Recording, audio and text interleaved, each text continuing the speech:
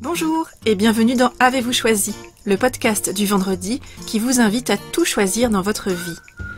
Je suis Oriane Savouré-Lucas, sérielle choisisseuse de ma vie. J'ai 39 ans, les pieds sur terre, la tête dans les étoiles, et je vous propose d'explorer avec curiosité le vaste et intrigant territoire du choix. Vous écoutez la 3e et dernière partie de ma conversation sur le choix avec Florence Servan-Schreiber. Bonne écoute!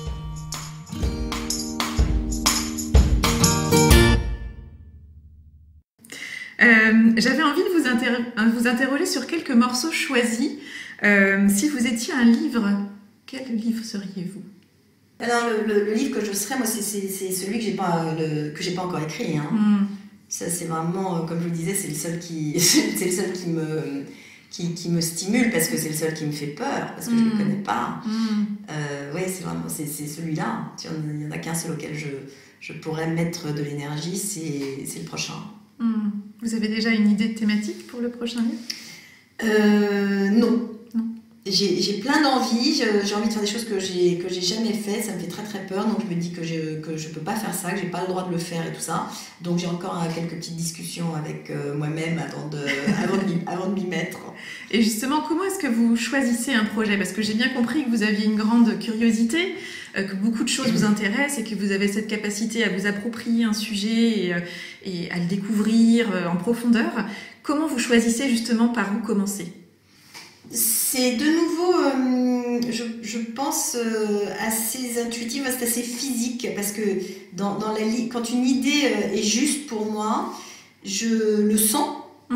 Je le sens, par exemple, le dernier gros projet que j'ai mené, c'est d'avoir créé un atelier d'écriture. Donc ça aussi, c'est pour moi une nouvelle proposition, de me dire, bon, alors maintenant, je voudrais réunir des gens, les gens adorent écrire, je sais qu'ils adorent écrire. Écrire sur soi est vraiment un moyen de se connaître, de s'exprimer, de trouver sa voix, sa singularité, etc. Enfin, ça regroupe absolument tout ce que j'aime, c'est le choix des mots, et donc typiquement quand j'ai commencé ce projet-là, j'étais en train de me débattre avec justement un début de livre qui était vraiment hyper difficile, et puis j'ai probablement lu des choses sur cette écriture psychologique, et puis le truc a mûri, quoi. Le truc s'est mis à grandir un peu tout seul à l'intérieur de moi assez rapidement, en me disant mais c'est ça qu'il faut faire. Et je vois à quel point immédiatement je m'engouffre dans l'énergie de la création de ce projet-là, qui est beaucoup plus juste que ce foutu bouquin contre lequel je me battais aussi. Donc il faut, j'en sais rien, mais je me laisse bien plus volontiers aspirer par les projets. Vous dites comment je choisis parce que celui-là ne me coûte pas. Au contraire, il me donne de l'énergie, donc c'est ça le signe pour moi. C'est votre moteur face au choix, c'est vraiment quel degré d'intensité je ressens au contact et à l'idée de ce projet. Quelle envie j'ai de me mettre au travail, en fait. Et là, ça fait... Enfin, il n'y avait même pas photo, j'avais vraiment envie de continuer à apprendre, de continuer à lire, de continuer à faire ces exercices, de continuer à les inventer.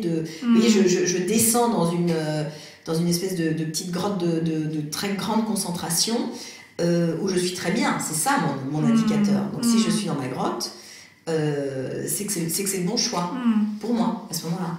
Et je pressens que ce vers quoi vous avez envie d'aller en termes de est-ce que j'ai envie de me mettre au travail, mais allié au plaisir et à la passion, à nouveau. Oui, envie de me mettre au travail, c'est en fait envie de ne pas travailler. Oui, c'est ça. Enfin, envie de ne pas être en train de travailler, c'est-à-dire. Oui, c'est ça. C'est une fluidité en fait. C'est ça. Je le dis souvent depuis que donc j'ai arrêté de travailler pour d'autres gens, et puis depuis l'écriture de 3 kiffs par jour. Je n'ai jamais autant travaillé, c'est-à-dire que j'étais jusqu'à là, quelqu'un m'aurait demandé vous êtes comment, j'aurais dit paresseuse. Tranquille. Hein. Alors c'est fini, je n'ai plus une once de paresse et de capacité à paresser. Donc je n'ai jamais autant travaillé, mais je n'ai jamais eu aussi peu la sensation de travailler. C'est-à-dire que la quantité d'effort est énorme.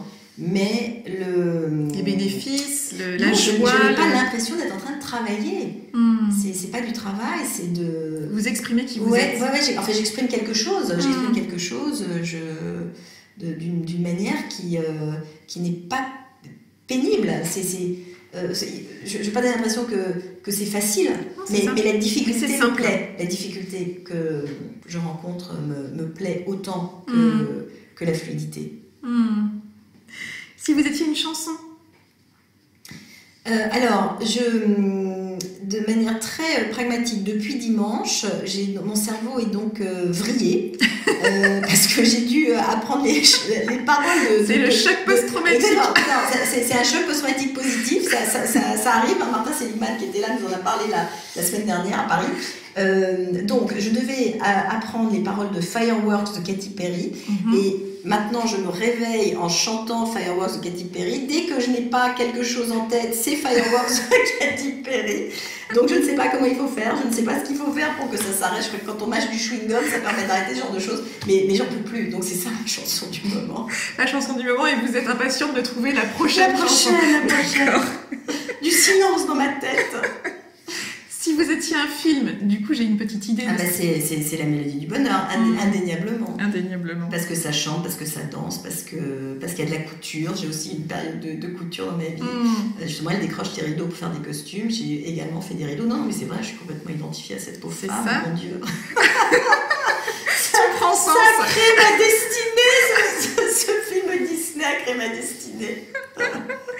Si vous étiez un objet. Waouh! Alors là, je serais peut-être à peu près chacun des objets que vous voyez autour de nous. Donc, pour décrire ce qu'on voit autour de nous, je vis entourée de jouets, en fait. Je crois qu'on peut qualifier ça comme ça.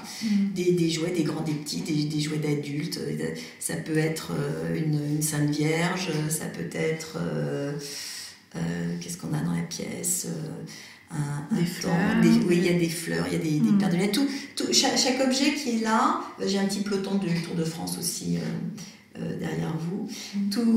Chaque objet qui est là parce que je l'ai choisi, je sais d'où il vient, il évoque pour moi quelque chose, un moment, un endroit. Donc je suis tous ces objets-là. Il y a des gens qui disent non, moi l'univers matériel n'a aucune importance pour moi. Pour moi, il en a beaucoup, mais ce ne sont rien n'a de valeur. Si ce n'est une valeur pour moi. Et donc c'est ça, c'est quand même ces choses qui me créent pour moi, c'est toujours cette sorte de grotte. Quand je suis avec ces objets-là, je suis dans cette grotte qui me permet d'inventer. Puis c'est un autre territoire d'expression aussi de sa propre singularité, de choisir des objets et de choisir la valeur qu'on y met aussi en termes d'émotions et de souvenirs. Oui, pour moi, oui. Pour d'autres gens, ça n'a aucune importance, mais pour moi, ça compte. Si vous étiez une recette ou un plat, comme je sais que vous aimez cuisiner, je serais donc le prochain plat du dimanche. Mon grand moment de cuisine ces temps-ci, c'est le dimanche soir, puisque je dîne avec mes voisins tous les dimanches. Et un soir, une semaine sur deux, c'est chez moi, une semaine sur deux, c'est chez eux. Et donc de nouveau, ce dimanche est pour moi vraiment le moment de je lâche les chiens, je cuisine à peu près pendant 3 heures et j'adore ça. Nous nous rencontrons un vendredi, je ne sais évidemment pas encore ce que je cuisinerai ce jour-là, ça dépendra du marché, mais c'est de juste assembler tout ça, de me dire qu'il y aura des gens autour, que ce sera bon de se mettre des choses dans la bouche, ça aussi j'adore ça. Donc finalement c'est pas tant la recette ni le plat, mais c'est l'environnement là aussi et les circonstances que vous créez et que vous choisissez d'investir dans ce moment-là. Oui, c'est la raison pour laquelle je cuisine. Enfin, c'est la raison plus que le plat lui-même. C'est le fait de les retrouver, le fait qu'on va bien se marrer, le fait que... Oui, absolument. C'est ça qui dicte l'envie de mettre en cuisine. Et justement, en parlant de ces dîners, ces fameux dîners du kiff que vous avez popularisés à travers le livre 3 kiffs par jour, quels seraient vos invités autour de la table sur un dîner du kiff qui vous permettrait de réunir des personnes connues, inconnues, vivantes ou décédées? Je suis incapable de répondre à cette question.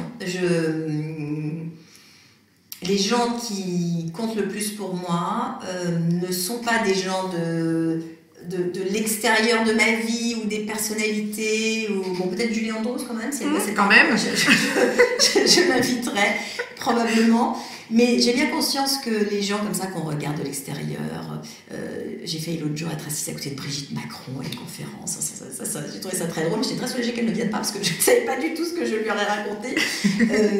Donc j'ai pas du tout cet appétit là parce qu'en plus on se fait une idée sur les gens, mais on sait pas très bien. Enfin bon, bref, de les laisser être qui ils sont. Non, c'est les gens que j'aime.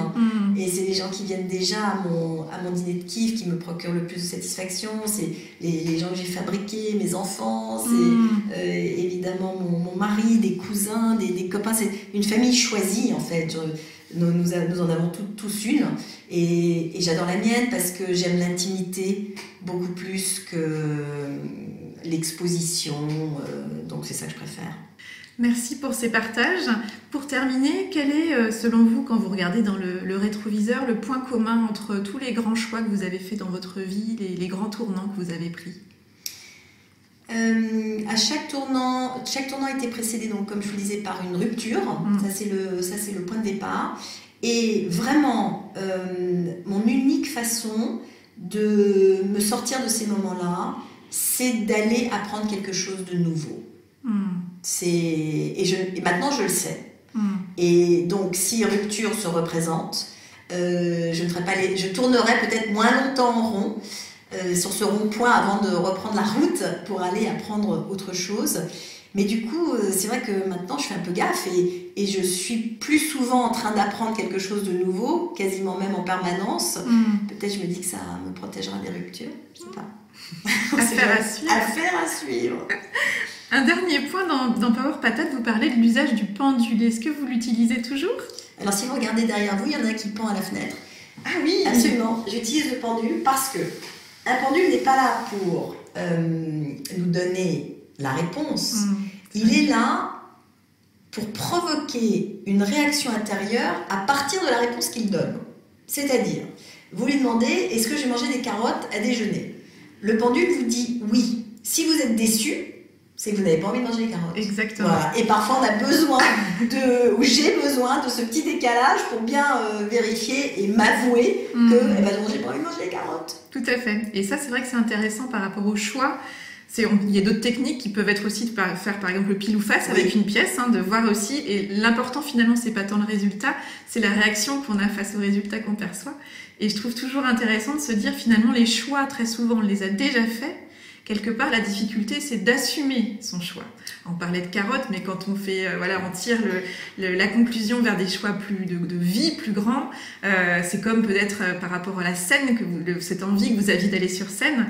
Ce même test avec le pendule, si on vous avait dit non, faut pas y aller, là il y aurait une telle déception que c'était déjà une réponse en soi et de vous dire non, il faut assumer ce choix-là. Exactement. Et même dans les tourments, quand je suis tourmentée, je me dis mais ça n'existera plus jamais, ou alors ça c'est pour toujours, et des trucs comme ça. Donc je prends le pendule. Tout dans la nuance, quoi. C'est ça. Et donc je prends le pendule et je dis alors est-ce que c'est foutu à jamais ? Le truc dit oui, c'est foutu à jamais. Et donc je dis mais ça va pas, non ? Mais n'importe quoi. Voilà. Et donc en fait, ça me permet de me remettre en route en me disant laisse tomber, non, c'est pas foutu. Mais ça me permet de passer par là pour me rendre compte que j'ai pas du tout envie que ce soit foutu.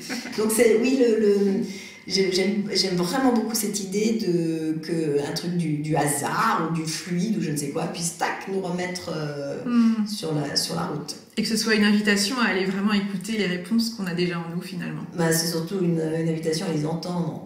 Parce que sinon on est un peu bouché. Quand on se répète les trucs en boucle, on n'entend plus rien. Merci beaucoup Florence. Mais merci beaucoup Ariane. Un grand merci, chère Florence, pour cette rencontre à forte teneur en kifféine, pour cet échange joyeux et profond, pour votre confiance, votre générosité, pour m'avoir dit que vous aviez adoré ce moment et pour les félicitations et les encouragements dont vous m'avez fait cadeau. Vous n'avez pas idée à quel point tout cela m'est précieux. Florence, vous êtes ma Julie Andrews à moi. Merci de m'inspirer comme vous le faites depuis de nombreuses années déjà. Et vous ? Que vous a inspiré cette conversation ? Je vous invite à identifier l'idée, la phrase ou le mot que vous choisissez d'en retenir. Avec quoi de nouveau repartez-vous de cette conversation ? Quel est le petit pas que vous pouvez planifier dans les prochaines heures ou les prochains jours pour mettre en œuvre dans votre quotidien ce qui vous a inspiré ? Si vous voulez en savoir plus sur une certaine Florence Servan-Schreiber à qui je prédis un brillant avenir, rendez-vous sur son site florenceservanschreiber.com. Voilà, c'est tout pour aujourd'hui. Vous retrouverez cet épisode sur le site oriansavoureluca.com. Si vous aimez ce podcast, je vous invite à le partager auprès de celles et ceux qui vous sont chers et que l'idée de tout choisir dans leur vie pourrait réjouir. Merci également de laisser votre avis enthousiaste sur la page Facebook, le site ou encore une constellation de 5 étoiles sur iTunes. Vous contribuerez ainsi à soutenir ce projet de façon bienveillante et efficace. Je vous souhaite une belle semaine et je vous donne rendez-vous la semaine prochaine pour un nouvel épisode. Et d'ici là, et si vous choisissiez tout ?